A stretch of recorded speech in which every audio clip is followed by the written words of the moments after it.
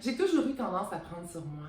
Et, à chaque fois, ma mâchoire s'est resserrée subtilement, imperceptiblement, jusqu'au jour où, épuisée, je me suis déposée sur le bord de la rivière du Nord et j'ai lu Libérer la colère. Recueil collectif de femmes qui partageaient avec vulnérabilité et courage comment elles ont été agressées, humiliées, invalidées. Elles rageaient. Assez, tabarnak! Et elles avaient des crises de bonnes raisons de rager. Et, sans savoir pourquoi, je suis devenue complètement turned on. Comme un frisson qui te traverse le corps et qui fait vibrer les parties de toi qui s'étaient endurcies. Un frisson qui te murmure à l'oreille qu'il y a quelque chose de profondément bon dans ce fuck you assumé, même si ce n'est pas intelligible, même si tout ton conditionnement social t'amène à croire que la colère, c'est mal, que ça entretient le ressentiment, que ça envenime des situations déjà assez tordues comme ça, que ça va te détruire à petit feu, qu'il faut lâcher prise.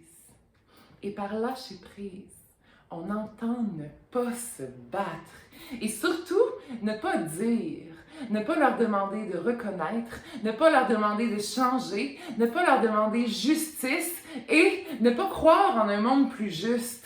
Hey, oui, notre colère dérange, mais si on prend sur nous, ça nous pourrit l'intérieur. Oui, on est forcé de la présenter dans un bel emballage de velours avec des rubans pour qu'elle soit présentable. Oui, il y a des systèmes qui ne font que nous donner une raison de plus de vouloir hurler de colère sans nous donner d'espace pour la décharger. Tu lis les vies de ces femmes qui s'en calissent de déranger, qui pensent à leurs filles, qui veulent un monde meilleur, plus safe pour elles, qui se lèvent comme des dragonnes et qui crient « Fuck that! Je ne me coucherai pas sur le sol pendant que tu me piétines en silence. » Et malgré tout ce qu'on t'a dit de mauvais sur la colère, ton corps dit oui.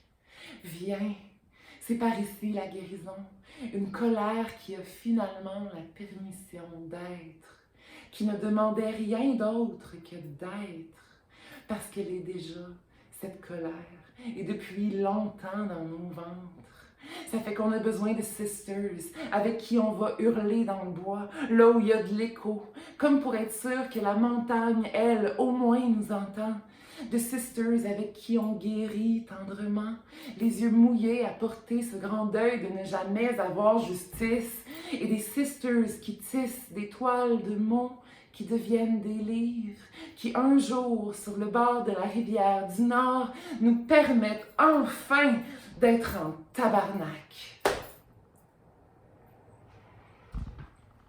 Ceci était une petite promo pour le livre Libérer la colère.